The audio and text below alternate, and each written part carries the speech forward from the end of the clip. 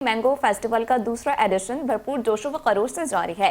पाकिस्तानी खुश जायका आम कतरी अवाम, गैर मुल्की मेहमानों और पाकिस्तानी कम्युनिटी की तवज्जो का मरकज बने हुए हैं।